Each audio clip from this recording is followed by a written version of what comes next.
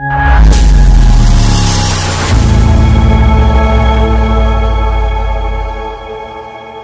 جب تک انسان میں صبر کا مادہ نہ ہوگا ممکن ہی نہیں. اس کو کہیں گے صبر علی الطاعہ، اطاعت پر صبر کرنا. ناگواری محسوس ہو رہی ہے لیکن اس ناگواری کو برداشت کرتے ہوئے انسان اللہ کے حکم کے اوپر جمع رہے، اللہ کے حکم پر عمل کرے. یہ کیا ہے؟ یہ صبر ہے. اگر یہ صبر نہیں ہے تو ظاہر بات ہے کہ انسان اللہ کے اس حکم پر عمل نہیں کر سکے. اسی طریقے سے اب منفی رخ لیجئے.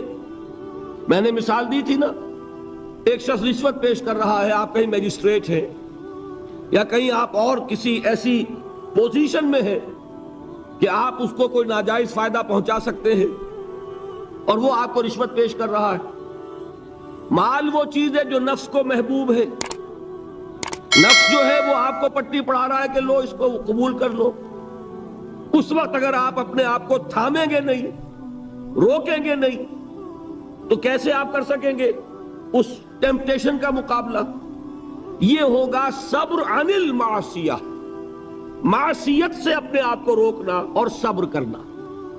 دیکھیے اس کی کتنی اعلیٰ مثال ہے سورہ یوسف میں. حضرت یوسف علیہ السلام جوان ہے، نہایت حسین ہے. پھر وہ عورت جو ہے امراۃ العزیز، اتنے بڑے سرکاری افسر کی بیوی، وہ گناہ کی دعوت دے رہی ہے. اس وقت اپنے آپ کو تھامنا. قرآن مجید نے کہا ہے نا کہ وَلَقَدْ هَمَّتْ بِهِ وَهَمَّ بِهَا لَوْلَا رَأَىٰ بُرْهَانَ رَبِّهِ. اس عورت نے تو اس برائی کا قصد کیا ہی تھا، حضرت یوسف کی طرف پیش قدمی کی ہی تھی. یوسف بھی کرتے اگر اپنے رب کی دلیل کو نہ دیکھ لیتے. اس وقت اللہ نے خصوصی دستگاری فرمائی، دستگیری، اس لیے کہ انسان کا نفس تو ظاہر بات ہے، وہ تو انسان کو خود حضور صلی اللہ علیہ وسلم کے خطبات میں آتا ہے کہ آپ جب بھی کہتے تھے کہ اے لوگو اللہ کا تقوی اختیار کرو، تو سب سے پہلے اپنے نفس کو مخاطب کرتے تھے. اوصیکم ونفسی بتقوی اللہ. لوگوں میں تمہیں بھی وصیت کر رہا ہوں. دیکھیے یہ اوصیکم وہی آ گیا، اوصا یوسی ایسان باب افعال. اوصیکم ونفسی بتقوی اللہ. لوگوں میں تمہیں بھی وصیت کر رہا ہوں اور اپنے نفس کو بھی وصیت کرتا ہوں کہ وہ اللہ کا تقوی اختیار کرے. تو یہ نفس کو تھامنا، روکنا ان چیزوں سے جو اسے مرغوب ہے، یہ ہے صبر عن المعصیہ. اور جو حکم دیا جا رہا ہے اس پر عمل پیرا ہونے میں جو ناگوار صورت پیش آ رہی ہے، نفس تو چاہ رہا ہے سو، ادھر معلوم ہے کہ اذان ہو چکی ہے، فجر کی جماعت کا وقت ہے، وہ کشمکش ہو رہی ہے. اس وقت جو ہے نفس کے اس تقاضے کو پیچھے ڈال کر اور اللہ کے حکم پر کاربند ہونا، یہ کیا ہے؟ صبر علی الطاعہ، اطاعت پر صبر، معصیت سے صبر. ایک مثبت صبر، ایک منفی صبر. یہ دو صبر ہوں گے تو پہلی منزل سر ہوگی. بات سمجھ میں آ گئی؟ اب آئیے دوسری منزل. دوسری منزل کیا تھی؟ یاد کیجئے، دعوت، تبلیغ، تلقین، نصیحت، دوسروں کو کہنا. اسی میں امر بالمعروف نہی عن المنکر. اب یہاں کیا ہوگا؟ اس میں چاہتا ہوں کہ ذرا ایک آیت کے حوالے سے، میں نے کل کہا تھا نا کہ وہ 3 باتیں میں یہاں چھوڑ رہا ہوں، وہ 3 باتیں آج سمجھ لیں. وہ 3 باتیں ہیں سورہ نحل کی ایک آیت کے حوالے سے. اتنی چھوٹی وہ ہے کہ وہ آپ کو یاد ہو جائے گی. ادعو الی سبیل ربک بالحکمت والموعظۃ الحسنۃ وجادلہم باللتی ہی احسن. بلاؤ اپنے رب کے راستے کی طرف، دعوت دو اپنے رب کے راستے کی طرف 3 چیزوں کے ذریعے. پہلی چیز بالحکمہ، حکمت کے ساتھ، دانائی کے ساتھ، دلیل کے ساتھ، برہان کے ساتھ. دوسری چیز موعظہ حسنہ، اچھی نصیحت، خوشنما نصیحت. اور تیسری چیز وجادلہم باللتی احسن، جدال حسنہ، جھگڑا، مجادلہ، مناظرہ، لیکن وہ بھی خوبصورتی کے ساتھ۔ اب ان تین چیزوں کی اہمیت کو سمجھیے۔ بدقسمتی سے ہمارے ہاں یہ جو تین لیولز ہیں دعوت کے، ہم ان کو بھول گئے، اور ان میں سے ہر ایک کی جو اہمیت ہے وہ ہمارے سامنے نہیں ہے۔ یہ تو میں مانتا ہوں کہ یہ صرف نبی کی ذات ہوتی ہے جو اتنی جامع ہوتی ہے کہ وہ تینوں لیول پر بیک وقت کام کرتے ہیں، اور غیر نبی سے آپ اس کی توقع نہیں کر سکتے۔ شخصیتوں کے اندر جو محدود اوصاف ہوتے ہیں وہ کسی ایک لیول پر بھی کام کر لیں تو بہت بڑی بات ہے۔ تینوں لیول پر کام کرنا جو ہے وہ تو جیسا کہ میں نے عرض کیا وہ انبیاء کے لیے تو ہوتا ہے۔ وہ تین لیول کیا ہے؟ دیکھیے، ہر سوسائٹی میں، ہر معاشرے میں ایک اونچا طبقہ ہوتا ہے۔ اونچا میں دولت کے اعتبار سے نہیں کہہ رہا، اونچا سیاسی اقتدار کے اعتبار سے نہیں کہہ رہا، اونچا طبقہ ذہنی اعتبار سے، فکری اعتبار سے، عقلی اعتبار سے، جنہیں آپ کہتے ہیں انٹیلیجنسیا، جنہیں آپ کہتے ہیں انٹلیکچوئل مائنورٹی۔ ہوتا تو ہے بہت تھوڑا سا، مائنورٹی ہے، وہ اکثریت نہیں ہوتی، اکثریت عوام الناس کی ہے۔ انٹیلیجنسیا تو تھوڑا ہوگا، انٹلیکچوئل مائنورٹی اسے کہتے ہی مائنورٹی ہے کہ وہ اقلیت ہوتی ہے، ذہین اقلیت۔ اسی کے لیے ایک اور اصطلاح استعمال ہوتی ہے، دی brain trust of the society. آج کل امریکہ وغیرہ میں تھنک ٹینکس، یہ ایک خاص ان کے ادارے وجود میں آ رہے ہیں کہ مفکرین کو جمع کیا جائے اور ان کی جو فکری صلاحیتیں ہیں ان سے استفادہ کیا جائے۔ اب ایک آدمی جو ہے وہ بظاہر تو بیٹھا نظر آ رہا ہے، کوئی کام ہی نہیں کر رہا ہے، آپ کو کیا پتا وہ فکری اور ذہنی اعتبار سے کس فضا میں ہے، کس عالم میں ہے، وہ کیا کر رہا ہے، کیا سوچ رہا ہے، آپ کو کیا پتا۔ علامہ اقبال کی بعض تفسیریں آپ تصویریں دیکھی ہوں گی، یوں بیٹھے ہیں، معلوم ہوگا بڑا نکما آدمی ہے، یہ کیا سر جھکائے بیٹھا ہوا ہے، لیکن آپ کو کیا پتا کہ وہ فلسفے کی کون سی گتھیاں سلجھا رہا ہے، کون سا مسئلہ اس کے سامنے زمان و مکان کا کوئی مسئلہ ہے، علم کی ماہیت کا کوئی مسئلہ ہے، اور غلطاؤں پیچا انسان۔ اب میں کیا عرض کروں، مضمون ذرا ہٹ رہا ہے۔ یہی کیفیت تھی محمد الرسول اللہ صلی اللہ علیہ وسلم کی ایک خاص دور میں، وحی کے آغاز سے متصلاً قبل اور وحی کے آغاز کے کچھ دیر بعد تک یہی تفکر، غور و فکر میں ڈوبے ہونے کی کیفیت تھی، جس میں کہ خطاب ہوا ہے کمبل میں لپٹ کر لیٹنے والے اب کھڑے ہو جاؤ، اے لحاف میں لپٹ کر لیٹنے والے اب کھڑے ہو جاؤ۔ یہ مزمل اور مدثر کیوں کہا؟ کیونکہ جب کوئی شخص غور و فکر میں ڈوبا ہوتا ہے، کوئی فکر ہے ذہن پر، سوچ بچار میں غرق ہے، تو وہ دوسروں سے تعلق منقطع کرتا ہے۔ اور عرب کا ایک خاص مزاج تھا، وہ اپنی چادر اپنے گرد لپیٹ کر یا لیٹ جاتے تھے یا بیٹھ جاتے تھے، اور چادر کو ایک ٹینٹ کی شکل میں اپنے گرد تان لیتے تھے۔ اب بھی ہمارے ہاں خود پاکستان میں پٹھانوں میں اس کا رواج موجود ہے، چادر کا جو وہ استعمال کرتے ہیں، اس کے بہت سے استعمالات ہوتے ہیں، جو کندھے پر چادر پڑی ہوتی ہے ان میں سے ایک یہ بھی ہے، اس کو اپنے گرد لپیٹا اور دنیا سے منقطع کر لیا۔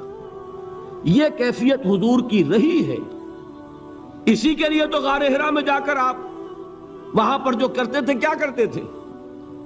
ظاہر بات ہے کہ آپ کسی نبی کے امتی تو تھے نہیں کہ اس کے طریقے پر عبادت کرتے۔ اگر آپ نصارہ میں پیدا ہوتے تو حضرت مسیح کے بتائے ہوئے طریقے پر عبادت کرتے، اگر آپ یہود میں پیدا ہوئے ہوتے تو ان کی شریعت کے مطابق عبادت کرتے۔ آپ کو تو ابھی کوئی عبادت سکھائی نہیں گئی، تو کیا کرتے تھے غار حرا میں؟ یہ ہمارے محدثین کرام نے اس کے لیے یہ الفاظ تجویز کیے ہیں کہ کان صفت تعبدہ فی غار حرا التفکر والاعتبار۔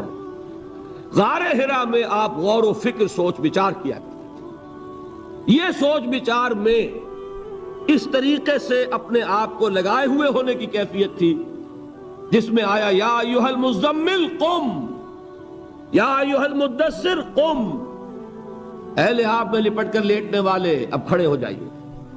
لیکن یہ کھڑا ہونا کون سا؟ رات کا کھڑا ہونا، قم اللیل الا قلیلا نصفہ او انقص منہ قلیلا۔ اور مدثر میں یا ایھا المدثر قم، یہ کھڑا ہونا کون سا ہے؟ قم فانذر، یہ دن کا ہے۔ اب آپ خبردار کیجئے، دعوت دیجئے، اپنے رب کی تکبیر کیجئے۔ تو یہ در حقیقت دو حکم جو دیے گئے وہ اسی کیفیت میں۔ تو یہ بات جان لیجئے کہ وہ جو انٹلیکچوئل مائنورٹی ہوتی ہے، بظاہر آپ کو نظر آئے گا کہ کوئی کام نہیں کر رہے، اس لیے بڑی بڑی تنخواہیں لے رہے ہیں، تھنک ٹینکس کے اندر بیٹھے ہوئے ہیں، سوچ رہے ہیں کیا کام کر رہے ہیں یہ، وہ اصل میں وہ ہوتا ہے ان کے غور و فکر کی صلاحیت کو بروئے کار لانا، ایسا سازگار ماحول پیدا کرنا کہ وہ اپنی ذہانت، فطانت، سوچ بچار کی صلاحیتوں کو بھرپور طریقے پر بروئے کار لانا۔ بہرحال یہ ہے وہ انٹلیکچوئل مائنورٹی۔ اس کی اہمیت کیا ہے وہ بھی جان لیں۔ دیکھیے میں مثال سے سمجھا دوں کہ یہ میرا وجود ہے، آپ کا وجود ہے، 2 من کا 1.5 من کا وجود ہے کہ نہیں؟ ایوریج 1.5 من کا تو ہوگا، میرا تو خیر 2 من سے بھی زائد ہے۔ اب اس میں ایک دماغ ہے، اس کا وزن کتنا ہوگا؟ وہ پاؤ بھر کا، 1.5 پاؤ کا، آج سیر کا اتنا ہی ہوگا، لیکن سارے وجود کو کنٹرول کرتا ہے کہ نہیں؟ یہ میرا ہاتھ پکڑ سکتا ہے کسی چیز کو، لیکن کس شے کو پکڑے کس کو نہ پکڑے اس کا فیصلہ ہاتھ کر سکتا ہے؟ یہ تو دماغ سے ہوگا۔ یہاں سے حکم آئے گا یہ سانپ ہے مت پکڑنا، اور یہاں سے آئے گا لکڑی ہے پکڑ لو، اٹھا لو۔ پاؤں چل سکتے ہیں، کدھر چلیں کدھر نہ چلیں کون فیصلہ کرے گا؟ دماغ۔ یہاں سے آرڈر آتا ہے کہ چلو، تو دماغ پاؤں چلنا شروع کر دیتے ہیں۔ زبان بولتی ہے، فیصلہ کون کرتا ہے کیا بولنا ہے؟ دماغ۔ تو میرے پورے اس وجود کو کنٹرول کیا کر رہا ہے؟ دماغ۔ اس کی ریشو پروپورشن کیا بنے گی 2 من کے مقابلے میں آج سے؟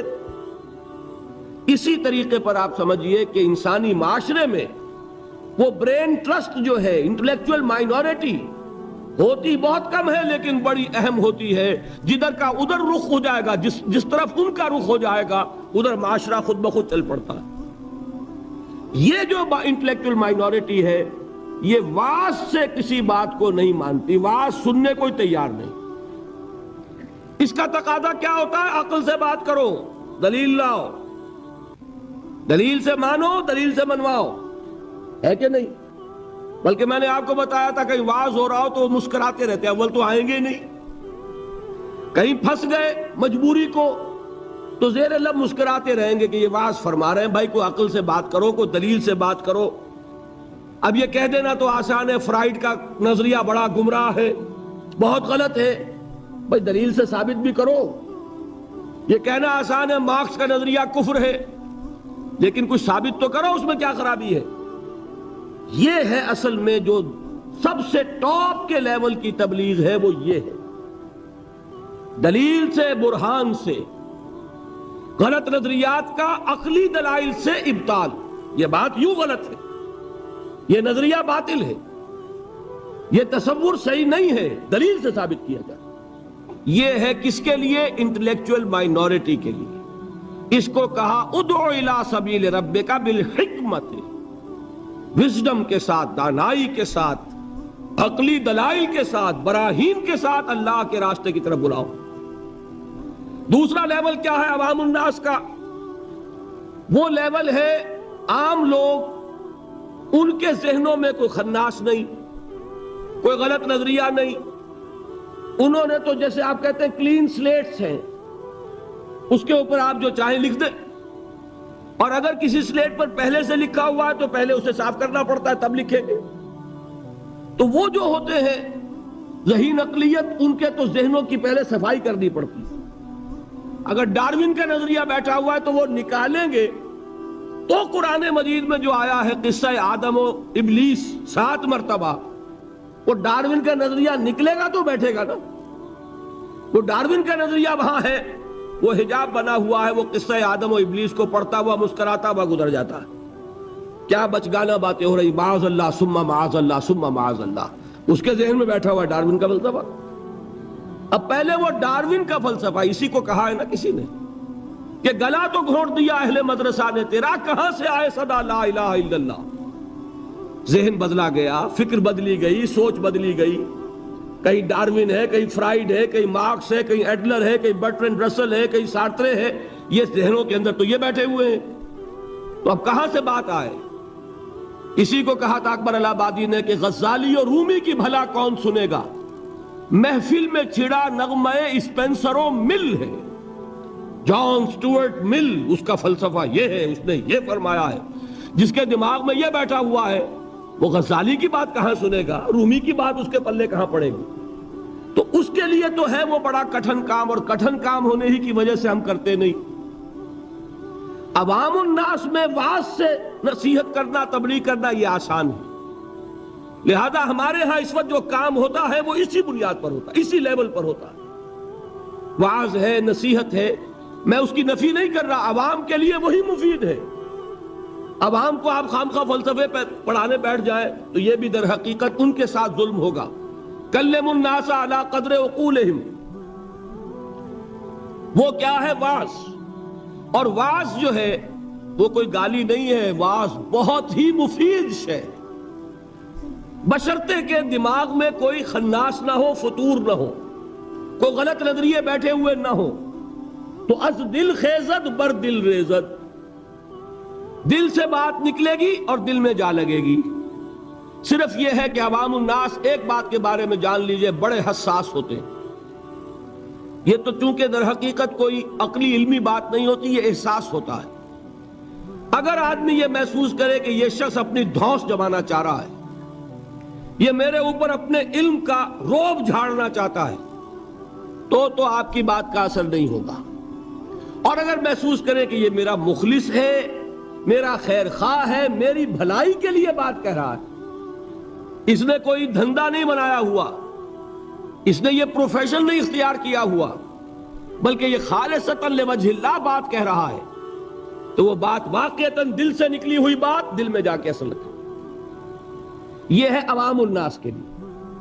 اب تیسرا لیول ہے وہ جو آپ کا معاشرہ ہے، قادیانی مبلغین بھی موجود ہے کہ نہیں، عیسائی بھی موجود ہے کہ نہیں۔ پاکستان میں تبلیغ ہو رہی ہے عیسائیت کی، اور ان کے اعداد و شمار پڑھیے، کتنے لوگ ہیں کہ جو عیسائی ہو گئے ہیں پاکستان بننے کے بعد۔ پاکستان میں کتنے نئے چرچ ہیں کہ جو تعمیر ہوئے پاکستان میں پاکستان بننے کے بعد۔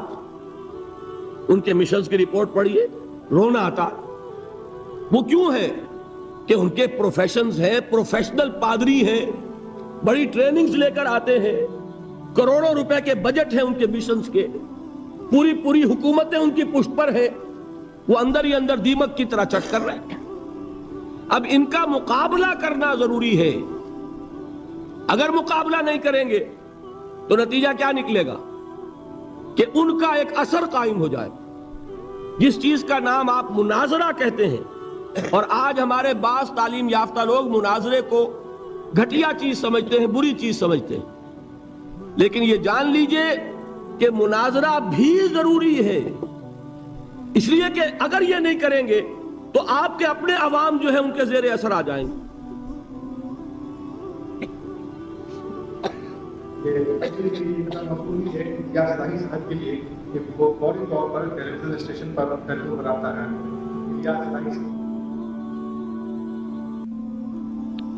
مجھے یہ یاد نہیں ہے کہ میں نے یہاں ذکر کیا یا نہیں کیا، بہرحال اگر کیا ہے تو دوبارہ کر رہا ہوں۔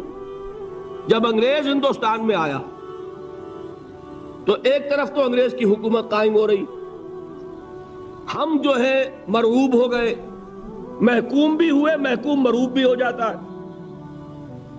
دوسری طرف ان کے پادریوں کی فوج آ گئی عیسائیت کی تبلیغ کے لیے، اور یہ لوگ بڑے ٹرینڈ تھے، عربی پڑھ کر آتے تھے، فارسی سیکھ کر آتے تھے، قرآن پڑھ کر آتے تھے، تاکہ وہ ٹاک ٹاک کر حملے کر سکیں اسلام پر۔ اب ہمارے علماء کی اس اعتبار سے ٹریننگ نہیں تھی، وہ تو ہر کام کے لیے ایک ٹریننگ ہوتی ہے نا۔ اب انہیں تو چونکہ مسلمان ملک تھا، فتویٰ دینا ان کا کام تھا، کیا چیز ضروری ہے، کیا حرام ہے، کیا جائز ہے، کیا ناجائز ہے۔ کبھی کسی عیسائی سے مناظرے کا موقع ہی پیش نہیں آیا تھا۔ نتیجہ یہ نکلا کہ ایک پادری فینڈر تھا جرمن، کلکتے سے چلا دلی تک پہنچ گیا، اور جس شہر میں گیا اس نے علماء کو چیلنج کیا کہ مجھ سے مناظرہ کرو، اور ہر شہر میں جس نے بھی مقابلہ کیا، مناظرہ کیا، اس نے شکست کھائی اس سے۔ پھر وہ جامع مسجد دہلی کی سیڑھیوں پر کھڑے ہو کر اعلان کرتا ہے کہ میں کلکتے سے چل کر یہاں تک آ گیا ہوں اور کوئی مسلمان عالم میرا مقابلہ نہیں کر سکا۔ میں آج جامع مسجد دہلی کی سیڑھیوں سے چیلنج دے رہا ہوں پورے ہندوستان کے علماء کو کہ کوئی شخص مجھ سے مناظرہ کر لے۔ اب آپ سوچئے اس کو، اگر اس وقت کوئی اس کے مقابلے میں نہ آتا تو آپ کے عوام کے اوپر کیا اثر قائم ہوتا؟ ایک طرف انگریز حاکم ہے، ہم محکوم ہیں، اس کی تہذیب سے ویسے ہی مرعوب ہو گئے، دوسری طرف یہ کہ ہمارے علماء بھی مار کھا گئے، تو عوام میں جس پر جنگل کی آگ کی طرح عیسائیت پھیلتی، اس کا آپ تصور نہیں کر سکتے۔ اس وقت اللہ کا ایک بندہ، یہ اللہ کی سنت ہے، اقبال کا بڑا پیارا شعر ہے، خون اسرائیل آ جاتا ہے آخر جوش میں، توڑ دیتا ہے کوئی موسیٰ طلسم سامری۔ اللہ تعالیٰ نے بر وقت اٹھا دیا۔ وہ اقبال نے یہ مصرع استعمال کیا ہے حضرت مجدد الفسانی رحمت اللہ علیہ کے لیے کہ اللہ نے بر وقت کیا جس کو خبردار، وہ ہند میں سرمایہ ملت کا نگہباں، اللہ نے بر وقت کیا جس کو خبردار۔ اسی طرح کی ایک شخصیت مولانا رحمت اللہ کیرانوی رحمت اللہ علیہ، وہ آئے میدان میں خم ٹھوک کر، انہوں نے مناظرہ کیا، پادری فینڈر کو ایسی شکست فاش ہوئی کہ پھر وہ ہندوستان چھوڑ کر بھاگ گیا۔ اس نے جا کر پھر ترکی میں ڈیرا لگایا، اس وقت تک ابھی خلافت تھی ترکی کی، خلافت عثمانی، وہاں جا کر ڈیرا لگایا، وہاں کا کوئی عالم مقابلہ نہیں کر سکا۔ یہ مولانا رحمت اللہ کیرانوی گئے تھے حج کے لیے، جب دارالخلافہ میں خبر پہنچی کہ یہ ہے وہ شخص جس نے شکست دی تھی فینڈر کو، تو وہاں سے ایک ریکویسٹ آئی کہ حضرت یہاں تشریف لائیے، اس پادری نے ہمارا نعت کا بند کیا ہوا ہے۔ تو وہ وہاں سے دعوت پر اب جا رہے ہیں ترکی۔ اسے فینڈر کو جب خبر ملی کہ مولانا رحمت اللہ آ رہا ہے، مولوی رحمت اللہ، وہ وہاں سے بھی ایسا بھاگا، مقابلہ نہیں کر سکا۔ یہ ہے، دیکھیے اس کی ضرورت ہے، اس کی بھی ضرورت ہے۔ اب یہ میں بتا دوں آپ کو، ایک شخص یہ تینوں کام نہیں کر سکتا۔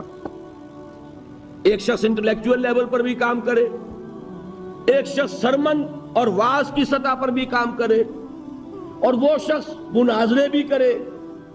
مناظرہ عیسائیوں سے کرنے کے لیے کچھ اور معلومات درکار، بائبل کو پڑھاؤ جیسے آئے تھے، دیدات صاحب یہاں آئے کہ نہیں آئے؟ اب وہ اس وقت اللہ نے ان کو اٹھا دیا۔ ایک شخص ہے جو بائبل کے حوالوں سے پادریوں کا نعت کا بند کیے ہوئے، غالباً آج یا کل ان کا جو مناظرہ ہوا ہے لندن میں، اس کے کیسٹس آپ کو مل جائیں گے۔ یہ اللہ کا بڑا فضل ہے کہ اس وقت ایک شخص عالم اسلام میں ایسا اٹھ کھڑا ہوا کہ کئی جگہ پر وہ پادری لوگ جو شکست کھا چکے۔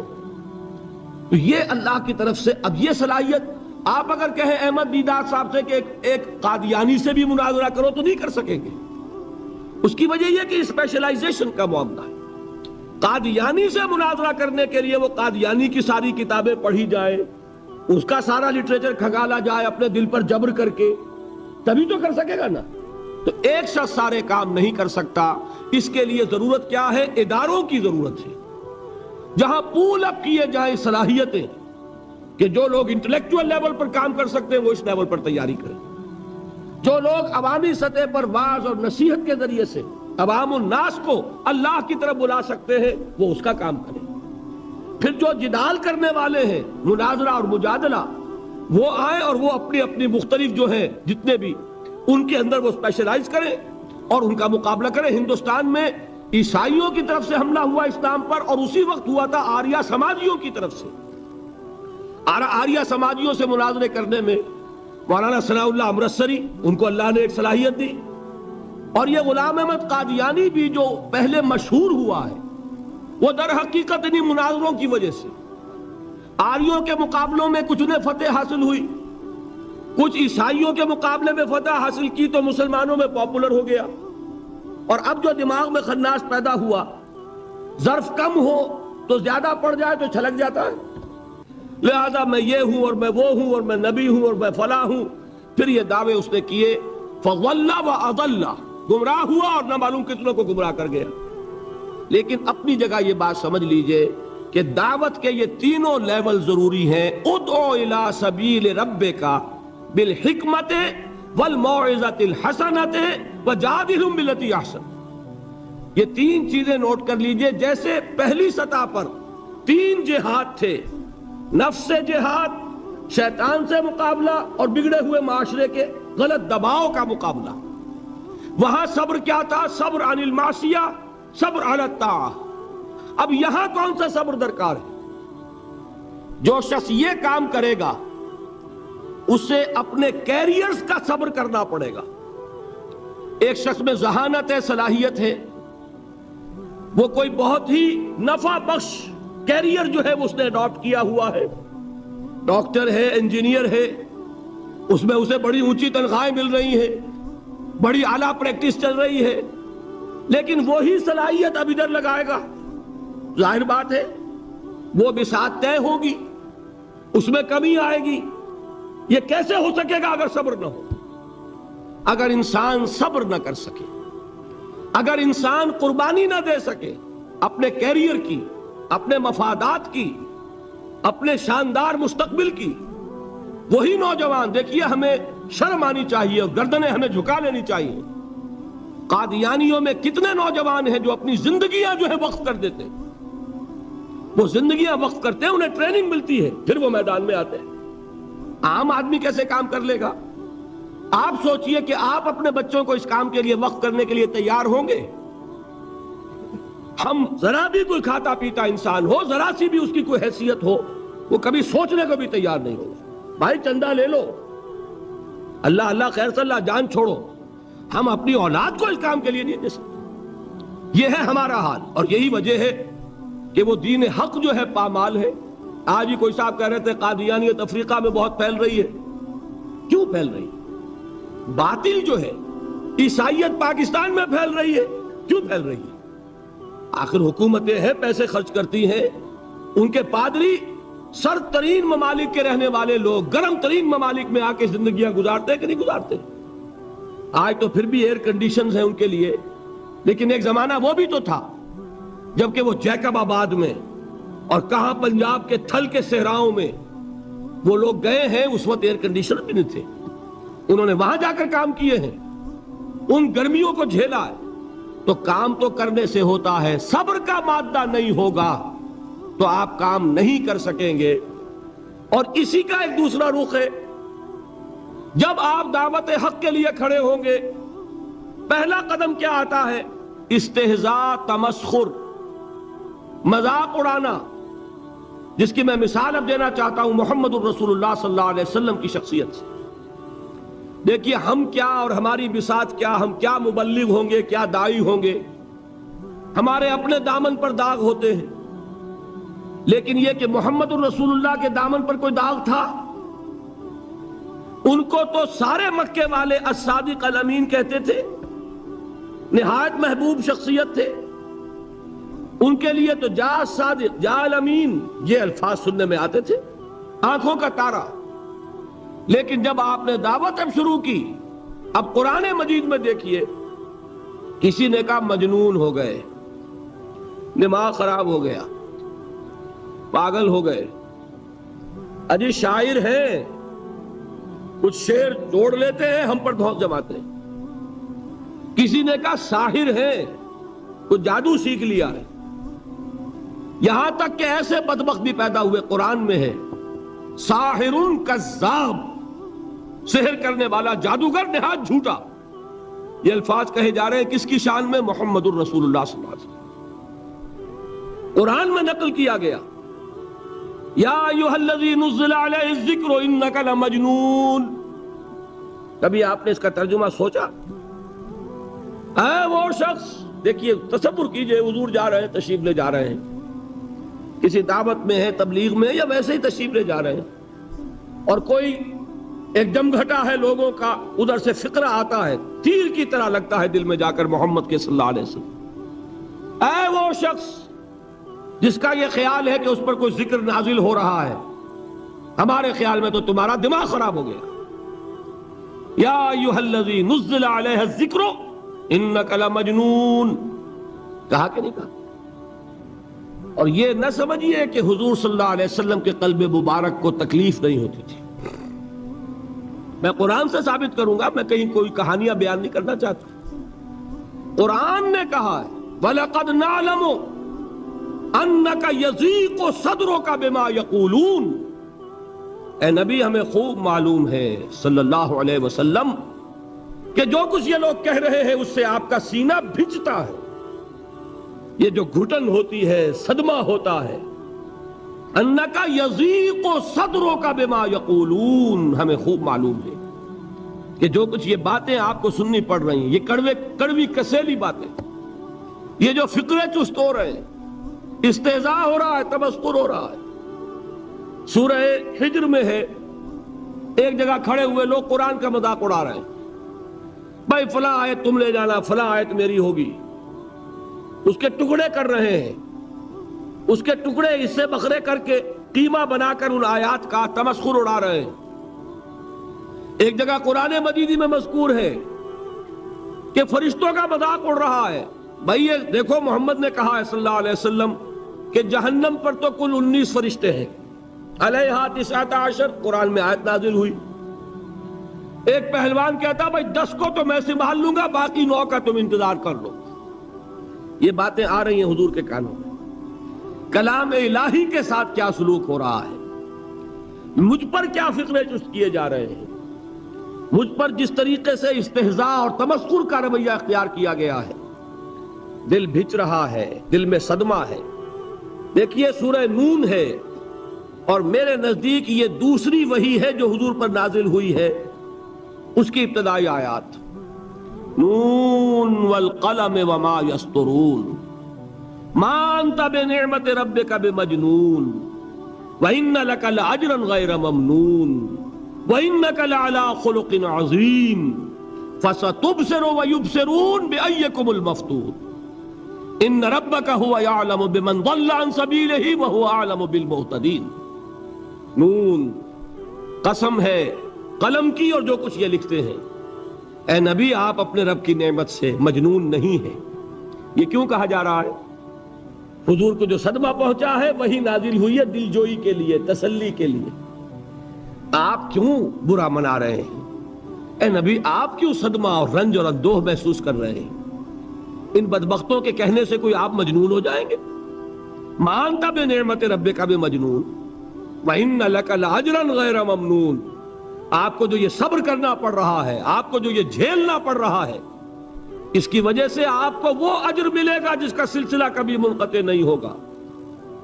وَإِنَّكَ لَعَلَىٰ خُلُقٍ عَظِيمٍ. اور اے نبی آپ تو خلق عظیم کے حامل ہیں. آپ کا اخلاق، آپ کا کردار، آپ کی سیرت، آپ کی شخصیت میں طہارت، نفاست، پاکیزگی، آج تک دنیا نے کوئی پاگل، کوئی مجنون ایسا بھی دیکھا؟ یہ ساری باتیں اللہ تعالی حضور کی دلجوئی کے لیے فرما رہے ہیں. اس سے آپ اندازہ کیجئے کہ کتنا صدمہ ہوتا ہوگا. یہی ہے، اس ساری چیز کو جمع کیجئے تو یہ چیز کیا ہے؟ وَاصْبِرْ عَلَىٰ مَا يَقُولُونَ وَاهْجُرْهُمْ هَجْرًا جَمِيلًا. صبر کرو اے نبی، صبر کرو اے محمد صلی اللہ علیہ وسلم، جھیلو اور برداشت کرو اس پر جو یہ کہہ رہے ہیں. اچھی طرح نوٹ کیجئے یہ بات، ذرا سیرت ہی کا سمجھ لیجئے، آج ایک بیان ہو جائے گا. یوں سمجھیے جب حضور نے یہ کہا کہ مجھ پر وحی نازل ہوئی، فرشتے سے ملاقات ہوئی، تو اب وہ چہمے گوئیاں شروع ہو گئی. معلوم ہوتا دماغ خراب ہو گیا. دیکھیے ہم نہیں کہتے تھے یہ جا کے غار حرا میں بیٹھتے ہیں، کئی کے دن رہتے ہیں، بھوکے رہتے ہیں، وہ خشکی چڑھ گئی نا آخر. یہ جس طرح کی باتیں دنیا میں آج ہوتی ہیں اسی طریقہ کی باتیں ہوتی تھیں. عتبہ ابن ربیعہ ایک مرتبہ آتا ہے، کیونکہ قریش کے بڑے لوگوں میں سے تھا، تو قریب آ کر بڑی اپنائیت کے ساتھ، بڑی شفقت کے ساتھ، بڑے بزرگانہ انداز میں کہتا ہے بھتیجے، حضور سے، بھتیجے اگر واقعی کسی بدروح کا سایہ ہو گیا ہے تم پر، وہ آسیب آ گیا ہے تو مجھے بتا دو. میرے بہت سے عاملوں سے تعلقات ہیں، میں کسی کو بلا کر یہ تمہاری بدروح دور کر دوں گا. اب آپ سوچئے کیا بیتی ہوگی حضور کے دل پر. یہ وہ کیفیات ہیں، اور یہ نوٹ کر لیجئے 4 برس تک یہی شکل رہی ہے۔ مخالفت اسی نوع سے ہوئی ہے جس کو کہتے ہیں فزیکل پرسیکیوشن، جسمانی تشدد، وہ پہلے 4 سال نہیں ہوا۔ اس کی وجہ کیا ہے کہ در حقیقت جب بھی کبھی کوئی ایسی دعوت اٹھتی ہے، اب مجھے اجازت دیجئے میں ایک لفظ انقلاب یہاں استعمال کر لوں، انقلابی دعوت۔ کل میں نے کہا تھا نا، ایک ہوتی ہے خالص مذہبی تبلیغ، ایک ہوتی ہے انقلابی تبلیغ۔ مذہبی تبلیغ کی سب سے بڑی مثال عیسائیت کی تبلیغ، اور انقلابی تبلیغ کی سب سے بڑی مثال اشتراکی تبلیغ۔ میں باہر سے مثالیں دے رہا ہوں، اندر سے نہیں دینا چاہتا۔ آگے یہ کہ یہ قدر گفتیں باقی فکر کن، آگے انسان اپنی عقل سے کام لے، سوچے، غور و فکر کرے۔ تو یہ انقلابی تبلیغ تھی محمد الرسول اللہ صلی اللہ علیہ وسلم۔ اور انقلابی تبلیغ کے اندر یہ بات جان لیجئے کہ پہلا رد عمل جو ہوتا ہے معاشرے کا وہ یہ ہوتا ہے کہ کوئی ایسی بات گھبرانے کی نہیں ہے، ایک آدمی کا دماغ خراب ہو گیا ہے اور کچھ سر پھرے قسم کے چند نوجوان اس کے ساتھ ہیں، ایسی کیا بات ہے گھبرانے کی؟ مشت خاک ہے، بس ان کو چٹکیوں میں اڑاؤ، جو چٹکیوں میں اڑانا کہلاتا ہے نا۔ اسی کو قرآن مجید میں ایک اور جگہ کہا گیا ہے، یریدون لیطفئوا نور اللہ بافواہہم، یہ چاہتے ہیں کہ اللہ کے نور کو اپنے منہ سے بجھا دیں، پھونکے مار کے ہی بس۔ تو پہلا رد عمل جو ہوتا ہے ایک نظام کا، ایک کسی انقلابی دعوت کے خلاف، وہ رد عمل ہوتا ہے استہزاء، تمسخر، مذاق کرو، ان کو جس کو آپ انگریزی میں کہتے ہیں ڈی مورلائز کر دو، ان کی ہمتیں جو ہے وہ ٹوٹ جائیں، ان کو اس طریقے سے، اسی کا نام ہے آج کل کی اصطلاح میں کیریکٹر اسیسینیشن، ان کی شخصیتیں جو ہیں ان کو داغدار کر دو، ان کا اعتبار ختم کر دو، ان کا استہزاء کرو، تمسخر کرو۔ اور یہ میں آپ سے عرض کر رہا ہوں اس وقت ایک گونا فخر کے ساتھ اور اللہ تعالیٰ کا شکر ادا کرتے ہوئے کہ میں نے جو کام بھی کیا ہے اس وقت پاکستان میں، آپ نے اخبارات میں دیکھا ہوگا، بڑا دقیانوسی مولوی ہے، بیگمات کا رد عمل جو ہوا وہ آپ کے علم میں ہوگا، بڑے جو یہ جدید ہمارے روشن خیال قسم کے جو صحافی ہیں، اگر کہیں آپ نے پڑھا ہو جس طرح استہزاء ہوا ہے، جس طرح مذاق اڑایا گیا ہے، جو الفاظ استعمال کیے گئے ہیں، وہ میرے نزدیک بہت بڑی سند ہے جو اللہ کے ہاں جا کر پیش کروں گا کہ اللہ تیرے دین کے لیے۔ میں نے اپنے گھر سے کوئی بات نہیں کہی، میں نے جو بات کہی وہ جو شریعت محمدی کی بات ہے وہ کہی۔ اگر اپنی طرف سے کہیں ہو، کوئی اضافہ کیا ہو، تو اللہ تعالیٰ کی پھٹکار ہو مجھ پر اور لعنت ہو مجھ پر۔ لیکن اگر میں نے وہی کچھ کہا جو شریعت محمدی کا تقاضا ہے اور قرآن اور سنت کی بات ہے، تو پھر اگر مجھے کسی نے پاگل کہا اور کسی نے دقیانوسی کہا اور کسی نے اور فقرہ چست کیا، تو میں اس کے لیے، میں تو سمجھتا ہوں میرے لیے وہ سند ہے جو اللہ تعالیٰ کے ہاں میں جا کر پیش کروں۔ اور یہ جان لیجئے کہ وہی بات ہوتی ہے ہمیشہ، ہسٹری ریپیٹس اٹسیلف۔ وہ بات کریں گے جو حضور نے کی تھی، وہی رد عمل سامنے آئے گا جو اس وقت آیا تھا۔ اس لیے کہ یہ تو جو انسانی مزاج ہے وہ نہیں بدلا، معاشرے کا انداز نہیں بدلا، وہ جو کام ہوگا اس کا رد عمل ابتدائی وہی ہوگا۔ اور اس میں در حقیقت امتحان ہوتا ہے صبر کا۔ کیا دل شکستہ ہو کر بیٹھ رہے گا انسان؟ ہمت جواب دے جائے گی، کمر ٹوٹ جائے گی، قوت ارادی اور عزیمت جو ہے مزمحل ہو جائے گی، پھونکوں سے چراغ بجھ جائے گا۔ یہ جو میں نے آیت آپ کو سنائی تھی، اس کا بڑی خوبصورت کے ساتھ ترجمہ کیا ہے مولانا ظفر علی خان نے کہ نور خدا ہے کفر کی حرکت پہ خندہ زن، پھونکوں سے یہ چراغ بجھایا نہ جائے گا۔ یریدون لیطفئوا نور اللہ بافواہہم واللہ متم نورہ ولو کرہ الکافرون، یہ چاہتے ہیں کہ اپنے منہ کی پھونکوں سے اللہ کے نور کو بجھا دیں، حالانکہ اللہ تعالیٰ تو اپنے نور کا اتمام فرما کر رہے گا، خواہ ان کافروں کو کتنا ہی ناگوار ہو۔ اس کی ترجمانی ہے نور خدا ہے کفر کی حرکت پہ خندہ زن، پھونکوں سے یہ چراغ بجھایا نہ جائے گا۔ بہرحال اس مرحلے پر میں نے آپ کو 2 صبر بتائے۔ صبر کس چیز سے؟ اپنا کیریئر دنیاوی جو بھی آپ حاصل کر سکتے تھے، ذہین آدمی ذہانت لگائے گا تو دین کی دعوت دے گا ایٹ دی انٹلیکچوئل لیول. اور یہ بات جان لیجئے کہ یہ چیز دنیا میں کسی کمائی کا ذریعہ نہیں بن سکتی. اسے قربانی دینی پڑے گی کیریئر کی، اپنے مفادات کی، تب کام کر سکے گا. عام آدمی وقت لگائے گا، صلاحیتیں صرف کرے گا، اپنی وہی اس وقت سے اور توانائی سے پیسہ بنا سکتا تھا. آج کل تو آپ کو معلوم ہے کہ بڑی سادی ہو گئی ہے یہ حساب کتاب کی بات، بہت سادہ. ایک انسکلڈ لیبرر کا 1 گھنٹہ برابر ہے اتنے روپے کے، ایک سکلڈ لیبرر کا 1 گھنٹہ برابر ہے اتنے روپے کے. آپ تو ہر چیز کاؤنٹ کر سکتے ہیں، میئر کر سکتے ہیں. جو شخص 1 گھنٹہ لگا رہا ہے اس نے کوئی پیسہ خرچ کیا ہے نا، اسی وقت کو لگا کر وہ پیسہ بناتا، اسی ذہانت اور صلاحیت سے وہ کوئی کمائی کرتا. ادھر لگایا تو وہ جو کمی ہو رہی ہے اس کو برداشت کرنا، اس کو جھیلنا اور خوش دلی سے برداشت کرنا، یہ سمجھنا کہ در حقیقت یہ سب کچھ کیا ہے کہ اللہ تعالیٰ کے ہاں اس کا اجر و ثواب ملے گا. یہ صبر کا ایک رخ، اور استہزاء ہو، تمسخر ہو، مذاق اڑے، فقرے چست ہو، دقیانوسی کہا جائے، ریئیکشنری کہا جائے، یہ بڑے ریئیکشنری ہیں، یہ بڑے پچھلے زمانے کے لوگ ہیں، اگلے وقتوں کے ہیں یہ لوگ، انہیں کچھ نہ کہو. جو کہا جائے سنو. وَاصْبِرْ عَلَى مَا يَقُولُونَ وَاهْجُرْهُمْ هَجْرًا جَمِيلًا. اور صبر کیجئے محمد صلی اللہ علیہ وسلم. دیکھیے کوئی پہلو ایسا نہیں ہے جس میں ہمیں ہدایت قرآن مجید سے اور سیرت محمد صلی اللہ علیہ وسلم سے مل نہ جائے. اگر اللہ تعالیٰ مقام دعوت پر فائز ہونے کی توفیق عطا فرما دے تو جو مرحلے پیش آئیں گے وہ آپ کو نظر آ جائیں گے سیرت محمدی میں صلی اللہ علیہ وسلم. اور اس وقت حضور سے جو کہا گیا اس سے آپ کے دل پر بھی، اس کے زخمی جو آپ کا دل ہے، آپ کے احساسات ہیں، اس پر مرہم رکھا جائے گا. وَلَقَدْ نَعْلَمُ أَنَّكَ يَضِيقُ صَدْرُكَ بِمَا يَقُولُونَ. ہمیں خوب معلوم ہے کہ جو کچھ آج تمہیں سننا پڑ رہا ہے اس سے تمہارا سینہ بھجتا ہے، تمہیں رنج اور صدمہ ہوتا ہے. لیکن وَاصْبِرْ عَلَى مَا يَقُولُونَ، جو کچھ یہ کہہ رہے ہیں اس پر صبر کیجئے، اس کو جھیلیے اور برداشت کیجئے.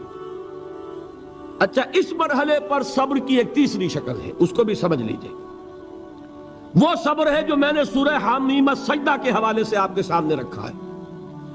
مقام دعوت پر جو شخص فائز ہو گیا ہو اس کے لیے یہ صبر لازم ہے کہ لوگ گالیاں دیں وہ دعائیں دیں، لوگ پتھراؤ کریں وہ پھول پیش کرے.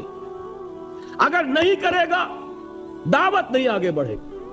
اچھی طرح سمجھ لیں، یہ جو قانون ہے السن بالسن والعین بالعین، آنکھ کا بدلہ آنکھ اور دانت کے بدلے دانت اور کان کے بدلے کان، یہ قانون ہے شریعت کا. یہ قانون مقام دعوت پر نہیں چلتا.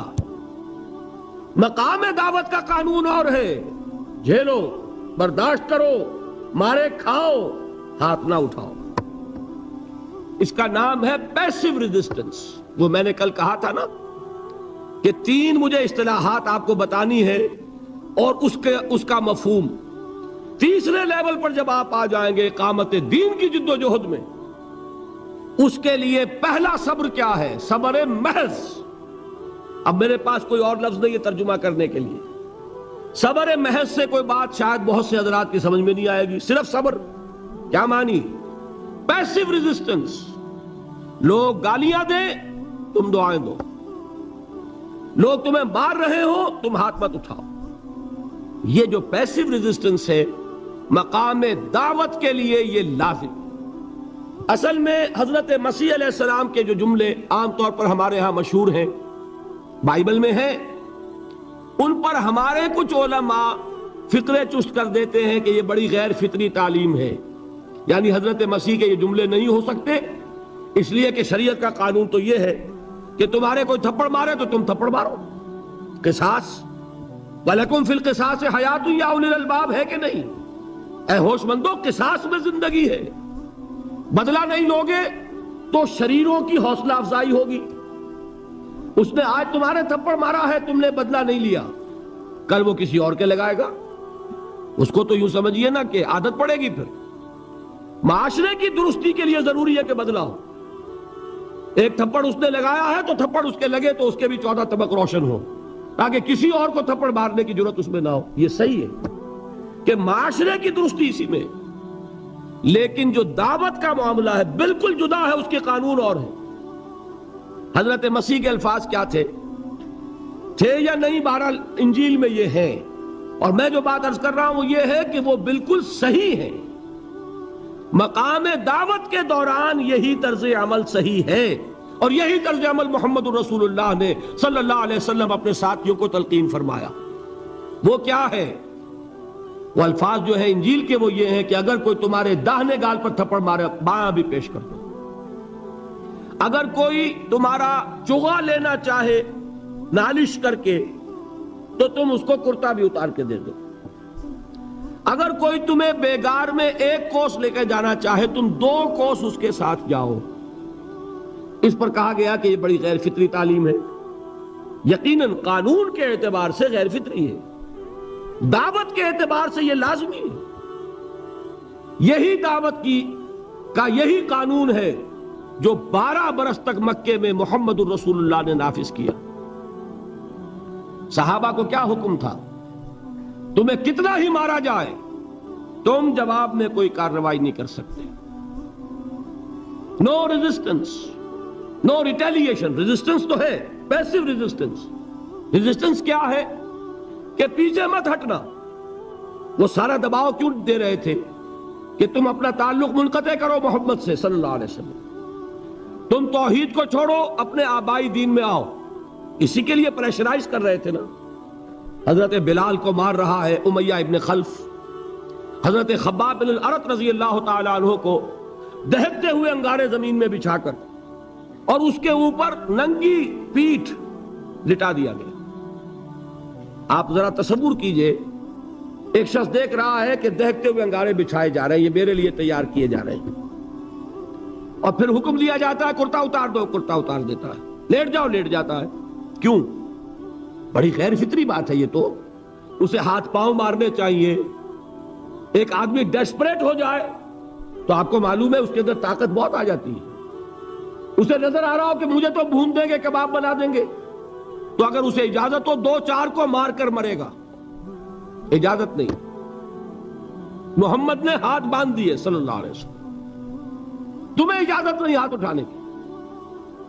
یہ بعد میں سورہ نساء میں یہ الفاظ نازل ہوئے کہ اے مسلمانوں، ایک زمانہ یہ تھا کہ تمہیں حکم تھا کفو ایدیکم، اپنے ہاتھ بندھے رکھو. You are not allowed to retaliate.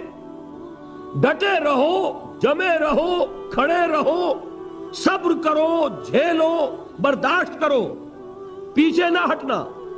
نہ محمد کے دامن کو چھوڑنا صلی اللہ علیہ وسلم، نہ توحید کا دامن چھوڑنا، لیکن ہاتھ اٹھانے کی اجازت نہیں.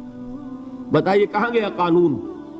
قانون تو یہ ہے کہ بدلا لو، لیکن وہ قانون تو اس وقت نافذ ہوگا جب انقلاب آ جائے گا، اسلامی حکومت قائم ہو جائے گی، تب آئے گا نا قانون. ابھی مرحلہ ہے انقلابی عمل کا، ابھی تو انقلاب لانا ہے، اسلامی حکومت قائم کرنی ہے. اس پروسیس کے تقاضے کچھ اور ہیں. اس میں جو پہلا مرحلہ ہے وہ پیسو ریزسٹنس کا ہے، صبر کا. یہی وجہ ہے دیکھیے مکی صورتوں میں خود نبی اکرم صلی اللہ علیہ وسلم کو اتنے مختلف پیرایوں میں صبر کا حکم دیا گیا. کچھ مثالیں میں دے چکا ہوں. وَلِرَبِّكَ فَاصْبِرْ، اسی طریقے سے وَاصْبِرْ كَمَا صَبَرَ أُولُو الْعَزْمِ مِنَ الرُّسُلِ، اے نبی صبر کیجئے جیسے کہ صبر کیا ہمارے اولو العزم رسولوں نے. وَاصْبِرْ وَمَا صَبْرُكَ إِلَّا بِاللَّهِ، اے نبی صبر کیجئے اور آپ کا صبر تو اللہ ہی کے سہارے ہے. وَاصْبِرْ لِحُكْمِ رَبِّكَ، یہ سورہ نون جس کی ابتدائی آیات میں نے آپ کو سنائی، نون والقلم وما یسطرون ما انت بنعمت ربک بمجنون، اس کا اختتام کیا ہوتا ہے؟ وَاصْبِرْ لِحُكْمِ رَبِّكَ وَلَا تَكُنْ كَصَاحِبِ الْحُوتِ إِذْ نَادَىٰ وَهُوَ مَكْظُومٌ، اے نبی صبر کیجئے اپنے رب کے فیصلے کا، انتظار کیجئے اور اس مچھلی والے کے مانند نہ ہو جائیے. مچھلی والا کون؟ حضرت یونس علیہ السلام. مچھلی والے نے اپنے دینی حمیت اور غیرت جو تھی اس کی وجہ سے اللہ کے حکم کا انتظار نہیں کیا، اپنی قوم کو چھوڑ کر چل دیے۔ نبی کا، رسول کا یہ معاملہ ہوتا ہے، جیسے کہ آپ کو معلوم ہے کوئی افسر ہے کسی حکومت کا، وہ اپنی پلیس آف ڈیوٹی کو نہیں چھوڑ سکتا، he must stick to his place of duty. بڑے افسرز کے لیے تو یہ بہت بہت اہم بات ہے۔